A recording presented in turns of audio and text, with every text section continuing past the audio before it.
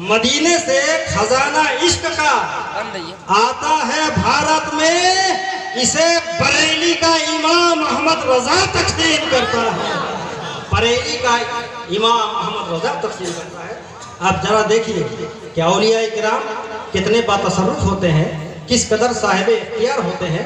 जरा देखिए, जहाँ पर मादियत दम तोड़ देती है, जहाँ पर एहसास फना हो जाती है, जहाँ पर बुकरात की बुकराती खत्म हो जाती है, जहाँ पर सुकरात का फलसफा मलियामीट हो जाता है, जहाँ पर न्यूटन की थ्योरी टूट जाती है, जहाँ पर इंसानी फिक्र नजर की कुव्वत परवाज दम तोड़ देती है, वहाँ से औलिया किराम की ताकत की इब्तिदा होती है। ये जिस भारत में हम लोग रहते हैं, ये हमारा इंडिया, इस इंडिया में तकरीबन 1000 साल तक मुस्लिम हुक्मरानों ने हुकूमतें की। बाबर की हैबत को कौन नहीं जानता, अकबर की हैबत से कौन वाकिफ नहीं। शमशीर आबदार की झनकार आज भी तारीख में हमें साफ सुनाई देती है। बहादुर मोहम्मद शाह जफर की बहादुरी पे किसको शक है? मगर मेरे दोस्तों, मेरे भाइयों, इसको समझिए, महमूद गजनवी से लेकर सिराजुद्दौला तक, खानदान गुलामा से लेके दौरे मुगलिया तक, कुतुबुद्दीन ऐबक से लेके बहादुर मोहम्मद शाह जफर तक बड़े बड़े बादशाह आए, बड़े बड़े हुक्मरान आए। किसी ने आपको पानी की इमारत अता की, किसी ने आपको अजूबा रोजगार ताजमहल दिया। मगर मुझे एक बात बताओ, आज जो हम लोग भारत में लज्जत इस्लाम व ईमान से सरसार हैं, ये दौलत किसने दिया? ये तोहफा किसने दिया? ये किसका सदका है? ये किसका देन है? तो अगर तारीख हिंद से पूछोगे तो जवाब में न हुमायूं का नाम आएगा, न शाहजहां का नाम आएगा, न अलाउद्दीन खिलजी का नाम आएगा, न अकबर का नाम आएगा, न बाबर जफरुद्दीन का नाम आएगा। आएगा तो गरीब नवाज सैयद मोइनुद्दीन।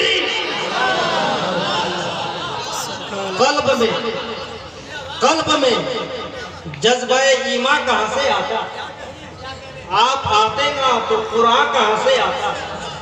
और ख्वाजाए हिंद का हम पर, आप पर एहसान है यारो, वरना भारत में मुसलमान कहाँ से आता? ख्वाजा गरीब नवाज ने हमें क्या नहीं दिया? तकवा दिया, परहेजगारी दिया, शऊर दिया, पाकीजा एहसास दिया, हजरत इमाम शाह दाता दिया, और ये बता दिया कि जिस दिल में दाता नहीं है उसको कुछ भी आता नहीं भेजता है। ऐसा मस्ताना बदल देता है जो बिगड़ा हुआ दस्तूर मैखाना। और उस्ताद ज़मान अल्लामा हसन रजा खां बरेलवी लिखते हैं कि ख्वाजाए हिंद वो दरबार है आला तेरा, कभी महरूम नहीं मानने वाला तेरा।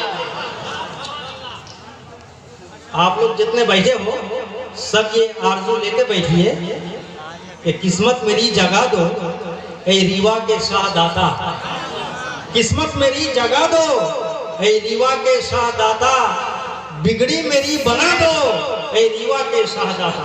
ये आरज़ू लेके बैठिए, इतना के भी सवाब मिलेगा।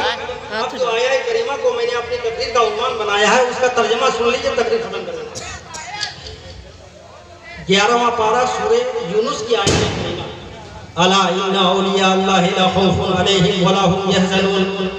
पूरे आयत की तशरीह नहीं कर सकता, ये रात नाकाफी है, लेकिन इतना समझिए, अला हर्फ तंबी, इन्ना हर्फ ताकीद, और इन्ना ये हुरूफ मुसब्बा बिल फेल में से भी है। हमा ये हुरूफ है मगर फेल के साथ मुसाबिहत भी हो, ये हमारे उलमा जानते हैं। जो फन्ने नहव में माहिर है वही जाहिर करेंगे।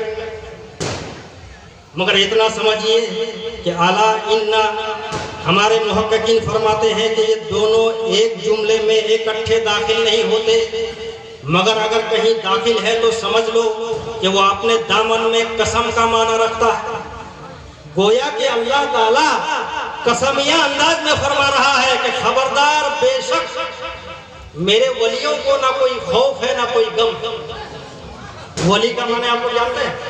वली का माना है दोस्त, मगर फिरोजुल लोगात उठाकर देखिए, उसमें लिखा है कि वली वो शख्स जो अल्लाह के करीब हो, जिसको मार्फत खुदावंदी और कुर्ब इलाही का एक खास दर्जा। तो आप सरो तफसील में तो नहीं जाऊंगा, मगर इतना समझो अच्छा, जितने भी लोग हैं सब गमो हरास के माहौल में जिंदगी गुजार रहा है। कोई ऐसा आदमी नहीं मिलेगा जिसको गम ना हो, खौफ ना हो, चाहे वो डॉक्टर हो, चाहे वो वकील हो, चाहे वो बैरिस्टर हो, चाहे वो मिनिस्टर हो, सबको गम है, सबको खौफ है। मगर इस धरती पे एक ही जमात ऐसी है, एक ही तबका ऐसा है जिसके बारे में कुरान कहता है कि ना उन्हें कोई गम है ना उन्हें कोई खौफ। और ये औलिया किराम की जमात है, औलिया किराम का तबका है। ये समझ गए ना? तो आप जरा समझिए, इधर रब फरमाता है कि ये अल्लाह के वली, मगर आगे रब कहता है नहनु औलियाउकुम फिद दुनिया वल आखिरह, ए लोगों हम तुम्हारे वली है दुनियावी जिंदगी में और आखिरत में। अल्लाहु वलियुल्लज़ीना आमनु युखरिजुहुम मिनज़्ज़ुलुमाति इलन नूर, अल्लाह वली है ईमान वालों का, अल्लाह वली है ईमान वालों का। तो मैं आपको इस तरह से समझाऊं कि भारत में हमदर्दियों के चिराग जलाने वाले ख्वाजा गरीब नवाज अल्लाह के वली, हौसलों के चिराग जलाने वाले ख्वाजा कुतुबुद्दीन अल्लाह के वली, निजामुद्दीन के परचम लहराने वाले हजरत निजामुद्दीन अल्लाह के वली, हक्कानियत की शमा रोशन करने वाले मखदूम अलाउद्दीन कलियरी अल्लाह के वली, इस्लाम का जहांगीरी निजाम पेश करने वाले मखदूम सिन्ना अल्लाह के वली, हमारे ज़हन फिक्र के ऐवानों में इसके मोहम्मदी के दीप जलाने वाले हजरत इमाम शाह दाता अलैहिर्रहमा अल्लाह के वली। मगर रब फरमाता है लोगों ये मेरे वली हैं मगर मैं इनका वली हूँ, इनका दोस्त। जला वाला ये दो तरफा, जब अल्लाह इनका वली है तो इनके लिए इनाम क्या है? तो कुरान कहता है वलकुम फीहा मा तस्तही अनफुसुकुम, आपकी जबान में समझा दूं, अल्लाह फरमाता है लोगों इधर मेरे वली की जबान खुलती है, उधर मैं अता कर देता हूँ। कुल में सब या रसूल अल्लाह जिंदाबाद जिंदाबाद जिंदाबाद जिंदाबाद जिंदाबाद अल्लाहू अकबर। अच्छा जब आप नारा लगा ही दिए तो दो बात और सुन लीजिए, तफसील का इख्तिताम है। इन बुजुर्गों से फैज लेने का क्या तरीका मालूम है? हमारा दो मोमबत्ती जल रही है या एक चिराग जल रहा है, तो बुझा हुआ चिराग को जला हुआ चिराग से अगर रोशन करना हो तो क्या करोगे? दूर में रखोगे? नहीं, उसको करीब ले जाओगे।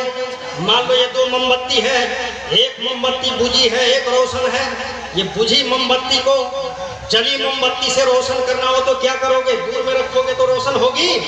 नहीं, रोशन करने के लिए पहले करीब लाओ, करीब लाना ही काफी नहीं, फिर झुकाओ।